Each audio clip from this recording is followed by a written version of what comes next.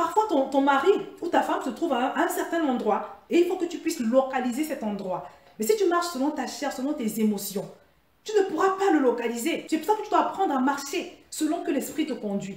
Tu ne vas pas n'importe où, n'importe comment, tu ne changes pas de pays ou de ville ou d'église, n'importe comment, non. Parce que parfois, ton mari et même toutes tes autres bénédictions, celles que Dieu a prévues pour toi, sont parfois présentes à un endroit.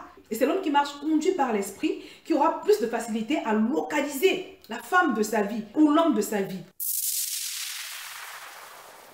Bonjour à tous, bienvenue sur Vie TV. Comment attirer un fiancé en 10 étapes? C'est cette question que nous allons répondre aujourd'hui. Et si j'entame ce sujet, c'est parce que le Seigneur m'a révélé récemment que beaucoup de sœurs sont attaquées par l'ennemi en ce qui concerne leur vie de femme, leur mariage, parce que cela a pour effet de les décourager spirituellement, de les rendre vulnérables et même de les faire tomber, de les détacher de Dieu. Alors le Seigneur a commencé à me parler de ce sujet parce que c'est quelque chose qui me préoccupe et j'ai beaucoup interrogé Dieu par rapport à cela, par rapport à ce sujet et par rapport à certaines personnes en particulier que je connais qui sont sérieuses, qui marchent avec le Seigneur, qui vivent dans la chasteté depuis de très longues années, depuis plusieurs dizaines d'années même pour certaines, et qui arrivent à l'âge de 35 ans, 40 ans, sans pouvoir trouver de partenaire, sans pouvoir avoir accès à la bénédiction du mariage.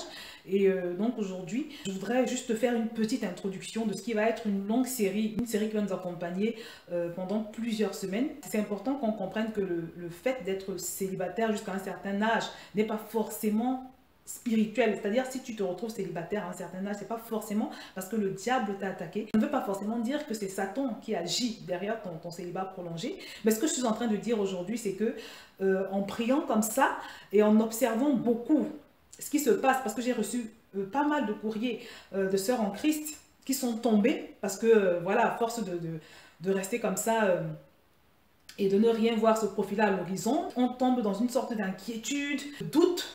On commence à se demander si Dieu nous aime, si vraiment on va y arriver. Et c'est comme ça que de tentation en tentation, on se retrouve à tomber avec n'importe qui. Et comme malheureusement de nos jours, les églises sont infiltrées par les faux frères, ces faux frères profitent de la situation de ces sœurs en détresse, de ces sœurs qui sont devenues fragiles, qui sont devenues vulnérables à cause de leur situation. Moi, en ce qui me concerne, comme je vous l'ai dit, il y a pas mal de sœurs qui m'ont écrit là-dessus. Il y a des choses que j'ai observées autour de moi.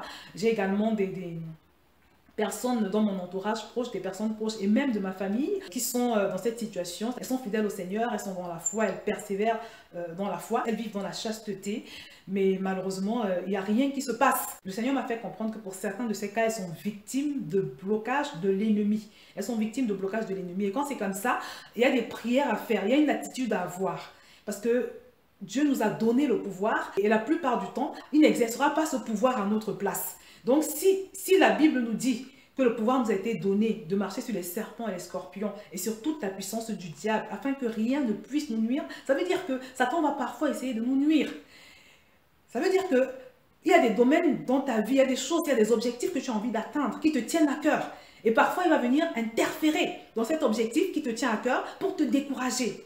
Et si pendant ce moment, tu n'es pas en train de prier, tu risques de céder à ce découragement, tu risques de céder à cette tentation. Et c'est par rapport à cela que par la grâce de Dieu, on va avoir des temps de prière. Parce que je pense que c'est ce qui manque beaucoup dans la vie des sœurs en Christ. On va avoir des temps de prière pour nous lever contre tout ce qui peut exister de spirituel, qui pourrait faire obstacle à ton mariage. Donc pour aujourd'hui, on va simplement faire une petite introduction et voir 10 choses à faire pour attirer ton fiancé. C'est des choses dont j'ai déjà parlé, mais je vais rapidement les énumérer ici pour donner un peu la feuille de route, pour vous montrer ce dont il va être question dans les semaines à venir. Donc la première des choses, quand on parle de la bénédiction du mariage, si tu veux attirer un homme qui sera une bénédiction de Dieu, parce qu'il y a une différence entre simplement attirer un homme et attirer un homme qui va être une bénédiction de Dieu. Un homme qui va être une bénédiction de Dieu, c'est un homme qui va te compléter dans ta mission ici-bas. C'est un homme avec qui, ensemble, vous allez accomplir le plan que Dieu a pour vous. Parce que quand tu permets à Dieu de te bénir dans le domaine du mariage, tu vas te rendre compte que cette bénédiction sera celle dont la parole de Dieu nous dit qu'elle enrichit et qui ne la fait suivre d'aucun malheur. Donc c'est très important de composer avec Dieu pendant ce temps de célibat où tu cherches, où tu aspires au mariage. Donc la première des choses, ma bien-aimée, c'est de mettre Dieu au centre de ta vie. Je l'ai déjà dit, je le redis encore. Parce qu'il n'y a pas de véritable succès sans mettre Dieu au centre. Il n'y a pas de véritable succès, ou bien alors il n'y a pas de succès durable sans que Dieu soit au centre. Il y a des personnes qui se marient en dehors du Seigneur. Mais quand tu effectues un choix, alors que tu es déconnecté de Dieu, un choix qui n'est pas inspiré par le Saint-Esprit, tu vas te rendre compte que ce que tu vas construire sera un peu comme une maison qui est construite sur le sable. Elle est fragile, elle peut s'écrouler à tout moment. Donc c'est très important, la première des choses, de mettre Dieu au centre de ta vie. C'est très important de donner la première place à Dieu. Il faut qu'il soit véritablement le centre de ta vie, qu'il soit ton conducteur, qu'il soit ton GPS, qu'il soit celui qui fait les délices de ta vie. Parce qu'il dit dans sa parole, fais de l'Éternel tes délices et il te donnera ce que ton cœur désire. C'est donc très important que Dieu ait la première place dans ton cœur. Parce que s'il y a autre chose qui occupe la place de Dieu sur le trône de ton cœur, cela ne plaît pas à Dieu. Cela n'attire pas sa faveur. Mais la femme qui a Dieu pour priorité, je t'assure, cette femme qui craint Dieu, la parole de Dieu nous dit qu'il ne lui manquera rien. Et quand la Bible dit rien, c'est rien. Et il n'est pas un homme pour mentir, ni un fils d'homme pour se repentir. Donc quand la parole de Dieu dit que si tu crains Dieu, c'est-à-dire si tu as tout sacrifié pour Dieu, l'homme qui craint Dieu, c'est l'homme qui a tout sacrifié pour Dieu. C'est un sujet que j'ai déjà évoqué sur VTV. Donc si tu es dans cette dimension où Dieu est le premier dans ta vie, où tu as tout sacrifié pour lui, la parole de Dieu te dit que tu ne manqueras de rien. Tu vas marcher avec une faveur qui va t'accompagner. Tu vas marcher avec une lumière qui va t'accompagner. Donc tout commence par là. Si tu n'es pas vraiment enraciné dans le Seigneur, si tu n'es pas affermi, mets de l'ordre dans ta vie et redonne à Dieu la place qu'il doit occuper dans ta vie. Ça, c'est le premier critère. La deuxième chose, c'est d'apprendre à marcher dans la foi de Dieu en toi et avec toi. La parole de Dieu dit que tu es le temple du Saint-Esprit. Elle te dit également que Dieu est avec toi tous les jours. Donc, c'est très important de cultiver cette pensée selon laquelle Dieu est en toi et avec toi. Ça te permet de garder la foi, ça te permet de garder l'espérance, ça te permet de rester connecté. Et tu en as besoin, et Dieu sait que tu en as besoin pendant cette période, parce que tu vas recevoir beaucoup de tentations. Donc, la deuxième chose, c'est être conscient, marcher dans la conscience de Dieu en toi et avec toi, dans cette circonstance que tu traverses, aussi difficile soit-elle. La troisième des choses que je conseille, c'est de te trouver une bonne église, une église réveillée, si tu n'en as pas encore une. Pourquoi? Parce que simplement, en ce qui concerne mon expérience personnelle par exemple, le premier endroit où je suis allée et où j'ai vu des personnes se marier souvent, régulièrement, et tous les samedis, c'était l'église réveillée. Pourquoi? Parce que simplement dans l'église, je parle de l'église vivante, on ne joue pas entre hommes et femmes. Quand un homme et une femme se mettent ensemble, c'est parce qu'ils ont un projet de mariage. Alors que dans le monde, quand tu te mets avec un homme, c'est un essai. Ou bien quand un homme se met avec une femme, il essaye. Il essaye pour voir si ça va, et puis ça ne va pas y changer, ainsi de suite. Et c'est comme ça qu'on va de relation en relation, on vit une vie qui ne glorifie pas Dieu, une vie qui glorifie Satan. Et surtout, on perd son temps. Je vous assure, l'endroit également où j'ai eu le plus de demandes de mariage, c'était dans l'église. L'église réveillée, je précise bien. Mais comme je l'ai dit, on va prendre le temps d'aller en profondeur, en détail de chacun des points que je vais évoquer. Donc, en ce qui concerne ce troisième point, je vais m'arrêter là.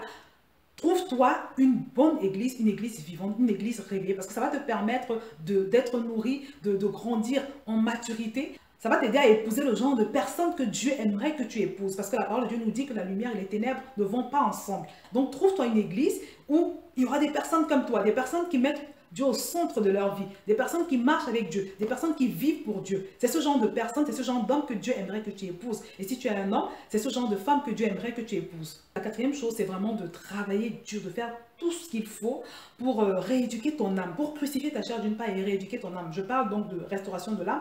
Il en est beaucoup question ces derniers jours sur VTV. Je vais également vous mettre le lien de la vidéo. C'est très important de travailler à sa maturité spirituelle. C'est très important de travailler à devenir ce que Dieu veut que tu deviennes. C'est très important de travailler à sa croissance.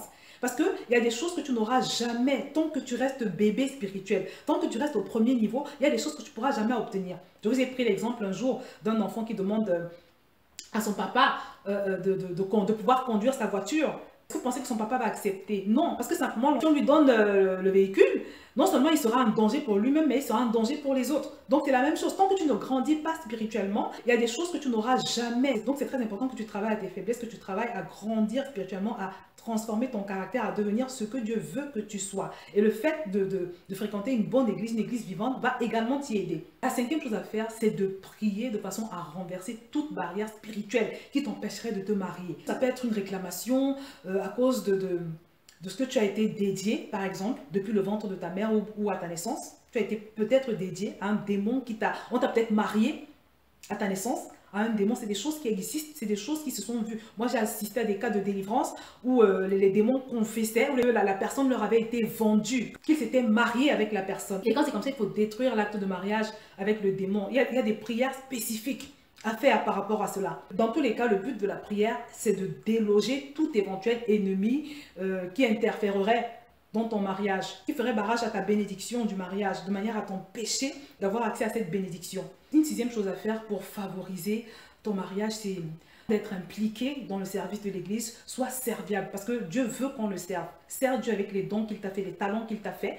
C'est très important que tu sois impliqué dans la vie de l'église, que tu communiques avec les frères et sœurs, que tu sois quelqu'un qui va non seulement servir le Seigneur, mais qui va également servir les autres frères, que tu sois une personne sur qui on peut compter, sois généreuse, aime ton prochain dans l'église, soit une personne sur qui on peut compter en toutes circonstances. Préoccupe-toi de savoir par exemple si les personnes autour de toi sont dans le besoin, et si c'est le cas, aide-les. Sois une personne ouverte et serviable, c'est très important. Cela va te permettre de te faire remarquer positivement. C'est quelque chose que tu dois cultiver, mais pas simplement parce que tu veux te marier, mais c'est une chose que tu dois cultiver parce que c'est une attitude qui est agréable au Seigneur. Le septième élément concerne ton apparence. Que tu sois un frère ou une sœur, c'est très important. Que tu sois une personne propre, que tu sois une personne agréable à regarder. Tu dois mettre toutes les chances de ton côté. Il ne faut pas qu'il y ait quelque chose dans ton apparence qui repousse les gens. Moi, j'ai connu une sœur en Christ comme ça, qui se négligeait beaucoup. Et une fois, quand elle est allée se plaindre au pasteur, en lui disant qu'elle ne comprenait pas pourquoi personne ne la remarquait, le pasteur lui a dit gentiment, mais franchement, qu'elle ne prenait pas soin d'elle, qu'elle se négligeait. Et c'était vrai, c'était un constat général. Donc, mon frère, ma soeur, sois toujours propre, sois correctement habillé, aie une hygiène irréprochable. C'est des choses qui comptent parce que personne n'aimerait faire sa vie avec quelqu'un qui a des problèmes d'hygiène. C'est un élément qui n'a l'air de rien, mais qui peut sérieusement jouer en ta défaveur. Sois également souriant. Il y a une force dans le sourire, une force que tu n'imagines pas. Beaucoup de gens ont réussi à attirer un fiancé ou une fiancée à cause de leur sourire. Il y a une puissance dans le sourire. Je me rappelle le dernier mariage auquel j'ai assisté, quand on a interrogé mon cousin qui se mariait et qu'on lui a demandé qu'est-ce qu'il avait motivé dans le choix de sa fiancée, il a dit que la première des choses, c'était son sourire. Elle était toujours souriante, toujours de bonne humeur. C'est rassurant et ça attire. C'est important d'avoir une mine souriante, une mine ouverte. On est toujours plus attiré par quelqu'un de souriant par rapport à quelqu'un qui est renfermé sur lui-même, quelqu'un qui a le visage fermé, qui ne sourit jamais. Donc, apprends à sourire. Si tu sais pas, si tu n'as pas pris cette habitude, demande au Seigneur de t'aider. Développe également ta relation avec le Saint-Esprit. Parce que quand on parle de relation avec le Saint-Esprit, c'est, comme je le dis toujours, c'est la chose la plus importante. Parce que parfois, même on se retrouve avec des blocages. Tu te retrouves avec un mur devant toi ou une montagne. Et tu pries beaucoup, mais tu ne fais pas la prière appropriée. Parce que simplement, tu n'as pas la révélation de ce qui t'empêche, ce qui fait problème. Tu n'as pas la révélation de ce qui te bloque.